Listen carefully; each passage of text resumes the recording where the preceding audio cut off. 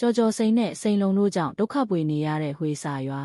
လူဦးရေ100ခန့်နေထိုင်တဲ့ဝေစာရွာလေးဟာရေရင်းမြစ်ပေါ်ကျွယ်ဝတာနဲ့အတူစံစပါးပြောင်းတို့ကိုအဓိကစိုက်ပျိုးရောင်းချတဲ့ရွာတစ်ရွာဖြစ်ပါတယ်။ဝေစာကျေးရွာဟာရှမ်းပြည်နယ်အရှေ့ပိုင်းတာချီလိတ်မြို့နယ်မိုင်းကိုကျေးရွာအုပ်စုမှာတည်ရှိတဲ့ရွာဖြစ်ပြီးရွာမြောက်ဖက်မှာတောင်တန်းတွေနဲ့တစ်တောတွေရှိသလိုရွာကိုလက်ပတ်စည်းဆင်းနေတဲ့နန့်တွန်ချောင်းရှိကလမ်းပန်းဆက်သွယ်ရေးလည်းအတန်အသင့်ကောင်းမွန်တဲ့ရွာလေးပဲဖြစ်ပါတယ်။တာချီလိတ်ခရိုင်အတွင်းမှာတော့ရွှေနဲ့ပလဲတီနမ်စတဲ့သတ္တုတူးဖော်ရေးလုပ်ငန်းတွေကိုအများဆုံးလုပ်ကင်ကြပြီးဝေစာကျေးရွာဟာရွှေလုပ်ကွက်တွေအောက်ကိုရောက်ရှိလာခဲ့ပါတယ်။ကြော်ကြော်စိန်မီရှိတဲ့သတ္တုတူးဖော်ရေးကုမ္ပဏီရောက်ရှိပြီးနောက်မှာတော့ဝေစာရွာရဲ့တဘာဝလက်ဆောင်ဖြစ်တဲ့တောတောင်ရေမြေတွေဟာစတင်ယိုယင်းပျက်စီးလာပါတော့တယ်။2021ခုနှစ်နောက်ပိုင်းမှာတော့ကြော်ကြော်စိန်သတ္တုတူးဖော်ရေးကုမ္ပဏီကတဆင့်စိန်လုံအမည်ရှိတဲ့အခြားကုမ္ပဏီတစ်ခုကိုလက်ဆင့်ကမ်းရောင်းချခဲ့ပါတယ်။စိန်လုံသတ္တုတူးဖော်ရေးကုမ္ပဏီဟာစက်ယန္တရားကြီးတွေနဲ့24နာရီလဲပတ်ကသတ္တုတူးဖော်ရေးကိုအရှိန်ဟုန်မြင့်တူးဖော်ခဲ့ကြပါတယ်။အဲ့ဒီရဲ့အကျိုးဆက်တွေကတော့ရွာရဲ့ရေရင်းမြစ်တွေစိုက်ပျိုးမြေတွေပျက်စီးခဲ့သလိုဒေသခံတွေရဲ့ကျန်းမာရေးလူမှုရေးတွေပါထိခိုက်ပျက်စီးကုန်ပါတယ်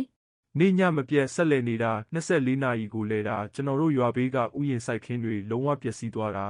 ။ဘာမှကိုစိုက်လို့မရဘူးတဲတွေကြောက်တွေချီပဲ။အဲ့ရေကဘယ်မှမစီးဘူးရော်ကြီးလဲဘာမှမရဘူး။